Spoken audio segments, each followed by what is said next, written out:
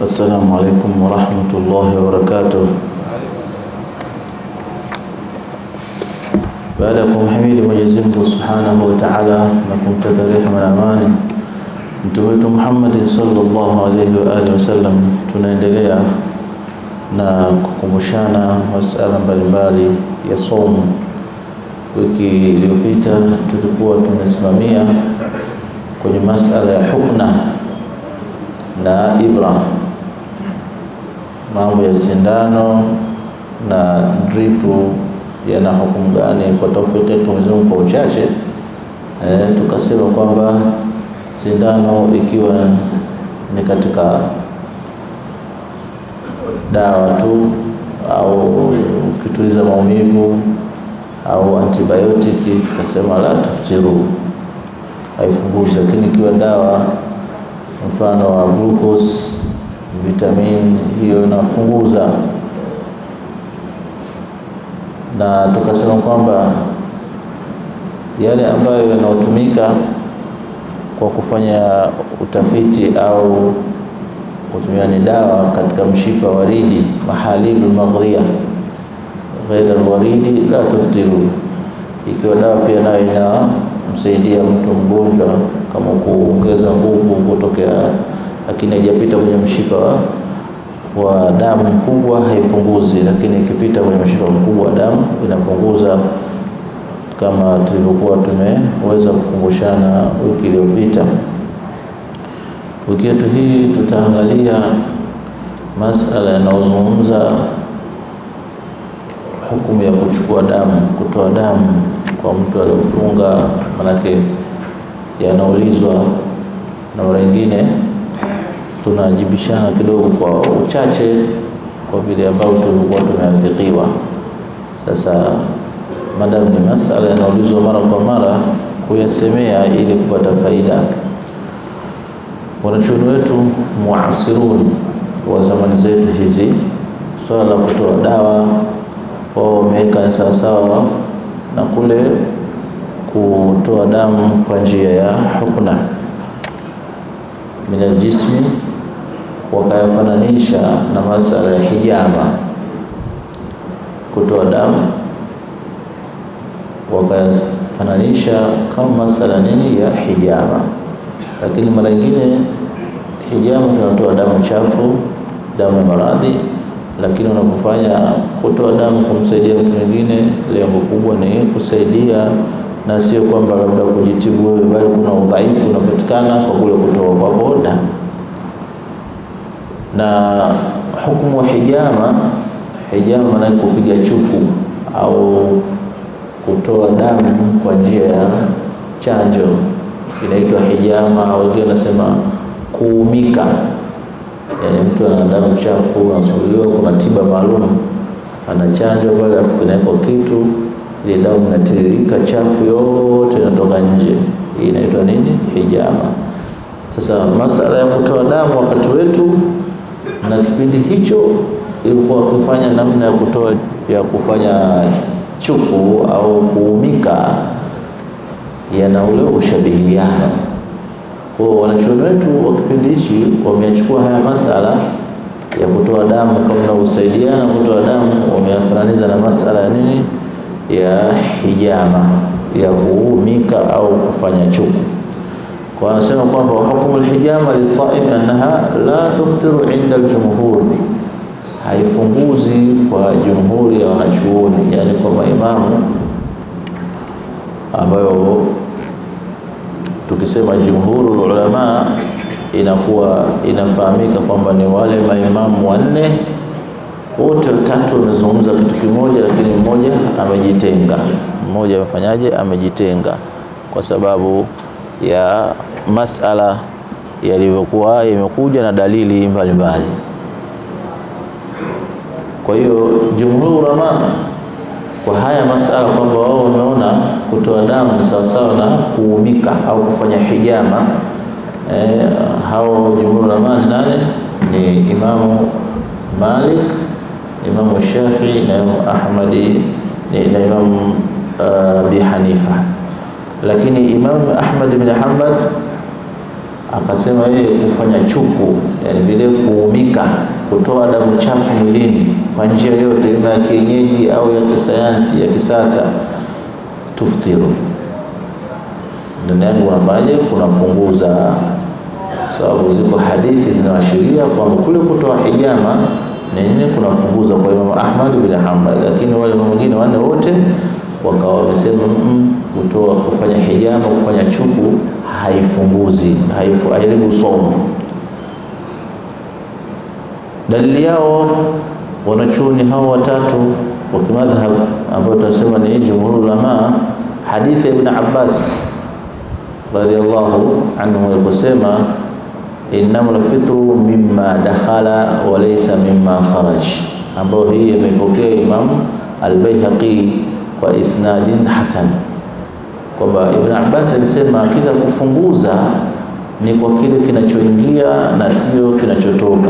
Kwa hiyo tunafanya kuumika au kupiga chuku, kutoa damu chafu mwilini, inakuwa ni kitu kutoka na wala sio kuingia, kwa sababu wanachuoni fiqh wanatuambia innal hijamata, hakika ya kuumika au kufanya chuku, hiya akhdhu dam min albadan, nao ni kutoa damu wapi? Mwilini. Wa yuqasu alayhi, na inakisiwa, yani manake masala yanapewa hukumu moja, akhdhu dam bil ibra lil is'af, kutoa damu kwa sindano kwa ajili ya msaada, kumsaidia mtu mwingine, ambayo hili kwa kauli wanachuoni kwamba kufanya hijama, kufanya chuku, la tuftiru, akufungui saim, katika hadithi ambayo nyingine aliyopokea Imam Bukhari na Abu Daudi kumpokea Ibn Abbas, ana nabii sallallahu alaihi wasallam ihtajama wa huwa muhrimun wa ihtajama wa huwa saim, kwamba Mtume sallallahu alaihi wasallam naye alifanya hijama, alifanya chuku, aliumika, alitoa damu chafu katika mazingira mawili. Alipokuwa katika ibada ya hija alifanya hivyo, na alipokuwa katika ibada ya saumu pia alifanya hivyo, kutokana na hii hadithi. Kwa hiyo kule kutoa, kufanya nini, na ina faida kubwa sana kufanya hivyo. Basi tunaweza kuzungumzia hukumu tu, tujue hukumu yake iko vipi. Na Thabit bin Bunan, ambao pia ni hadithi Anas radhiyallahu anhu, akhraja Imam Bukhari, anna Thabit bin Bunan, huyu mmoja katika masahaba, sala an-nabiy sallallahu Anas bin Malik, alimuuliza Anas bin Malik, akuntum takrahuna al-hijama lis-saimi ala ahdi an-nabiy sallallahu alaihi wasallam, je, mlikuwa mnachukia kutoa damu chafu au kuumika wakati wa kipindi cha Mtume sallallahu alaihi wasallam? Akasema akajibu Anas, la, hatakuwa tunaona jambo hili la kuchukiza, illa min ajli dhaf, isipokuwa kwa kuhofia nini? Kudhoofika. Ile hijama unapofanya baadaye mwili unapata kidogo udhaifu, lakini ni tiba nzuri, kwa sababu damu chafu yote inafanyaje? Inaondoka. Kwa hiyo sasa sisi kwa tulichukia hilo za Mtume sasa, mtu kufanya na mwenyewe akifanya, lakini tulipokofia wakati wa saumu mtu kupata nini? Kupata udhaifu. Wanachuona kutuambia kutokana na hadithi hizi mbili zinatujulisha kwamba kufanya hijama la tuftiru saim, kutoa damu chafu au kuumika au kufanya chuku hakubatilishi mtu kufunga, bali tu imekuwa ni karaha kwa mwenye kufunga. Kwa sababu ya nini? Kwa sababu mina ajili dhaf, kwa ajili ya kupata unyonge na nini. Fa in khashiya minha dhafan fa hiya makruha, ikiwa kwamba ataufia kutokana na hiyo kufanya chuku, udhaifu utampata, basi ni makruhu, haijakuwa haramu. Kwa nini? Kwa sababu ni jambo ambalo sio sheria limeliharamisha kufanya hivyo. Ukiwa dhaifu utasubiri, mara nyingine atapata udhaifu hata kama mjefanya chuku. Siku mtu tu atokezea saumu kwa kali dhaifu, huwezi kufanya kazi zote, unalala tu siku hiyo, kila ukijitahidi na urudi tena hiyo. Kwa akasema ni makruh kwa sababu imesababishwa Hiyo ndio kauli au dalili walizosimamia jumhuri ulama. Imam Ahmad yeye amesimamia vipi kusema kwamba kupiga chuku kuna batilisha saumu, katika hadithi ambayo imepokea pia Abi Daud, imepokea pia Thauban, Tirmidhi na wengineo, nayo hadithi hasan sahih. Hizi huko sahihi na hii sahihi, kwamba Imam Ahmad bin Hanbal akawa amesema kwamba aftara alhajima, katika hadithi hiyo ambayo tunasema aftara alhajima wal muhtajim, kwamba amefunguza yule mwenye kufanya hijama na yule mwenye kufanyiwa nini hijama.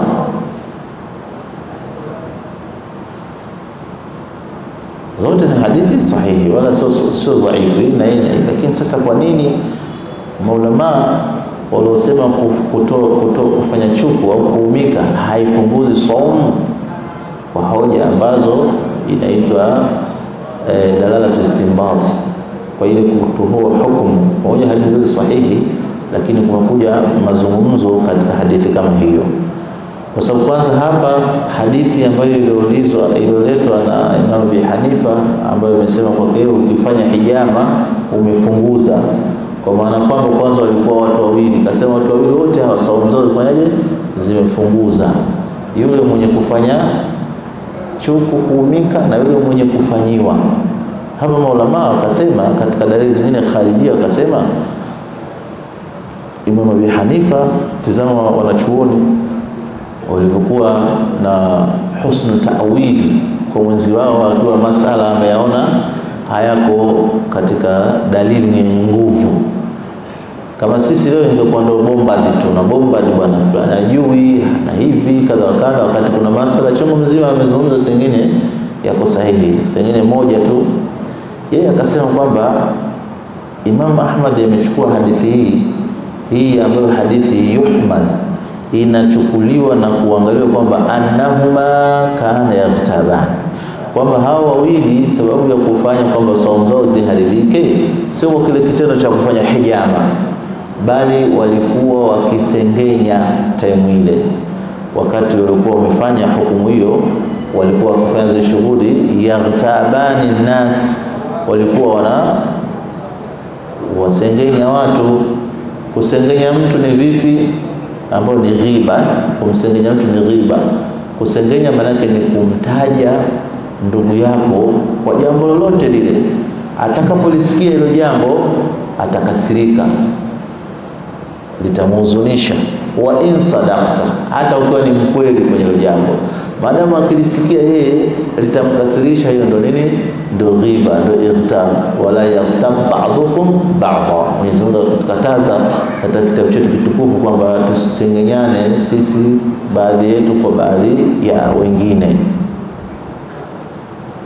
Kwa sababu wanasema jumhuri wanajibu kwamba kwa sababu hadithi hii ya kusema kwamba aftar al-hajim wal muhtajim haizungumzii ile hijama, inazungumzia watu hao wawili wanaofanya hivyo ndio wamefunguza.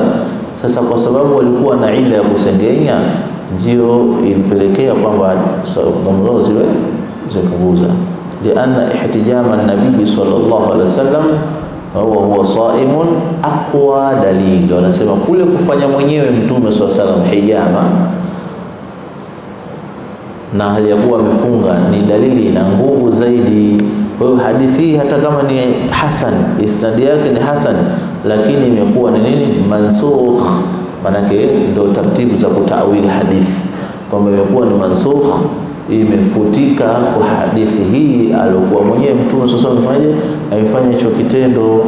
Fala budda min hamli dhalika ala ma sabaq, kama hamala Imam Shafi'i rahimahullah min adillati mahma kan. Kama vile Imam Shafi'i alikuwa na tabia hamkosoi mwenzie moja kwa moja, ajaribu kumtengenezea mazingira ya udhuru, au tuambie tupiane udhuru hata 70 mara, usije kumchukua mtu kwa hukumu kisha baadaye ukadumu. Kwa hiyo anatuambia kwamba Imam Shafi'i katika hii hadithi akatawili namna hiyo na wenzie wakamkubali, kwa maana kwamba kufanya mwenyewe Mtume sallallahu alaihi wasallam ni hoja kubwa sana. Sasa tukirudi katika masala yetu haya ya kutoa damu wakati wetu, tunasema kwamba jumhur ulama kwa hadithi zisema kwamba kutoa damu kumpa mtu msaidie maradhi inafaa na wala haiharibu saumu, kwa sababu ni kitu kinatoka na wala sio kuingia.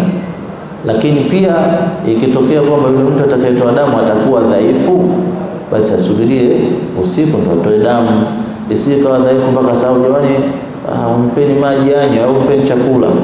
Na wale ambao tulioshiriki utoaji wa damu au uchangiaji wa damu tunajua hilo. Ukimaliza tu ima mambo mawili, ima utapewa maji au utapewa maziwa unywe. Yani hii ndio wanavyoshauriwa kwamba mtu akishatoa damu tu apewe maji mengi kidogo anywe pale kwa pale, ili isimletee effect ya kizunguzungu na vitu vinginevyo. Kwa hiyo wanasema kwamba katika fatawa za wanachuoni na majmaa mbalimbali za fatawa, maridun ihtaja naqli dam inqadhan lihayatihi faakhadhu minni damani. Mmoja aliuliza katika fatawa, mgonjwa alikuwa amezidiwa sana akahitajia damu kutoka kwangu mimi, na mimi nilikuwa mwenye kufunga, nini hukumu yake? Akajibiwa, ambao ni fatawa al-Azhari, kwamba akajibiwa walhaqu annahu yulhaqu bilhijama, kwamba usahihi wa jambo kama ile sasa linaunganishwa na hukumu ya kufanya nini, hijama, kufanya chuku au kufanya kuumika, kwamba ni masala yanaendana sawa sawa.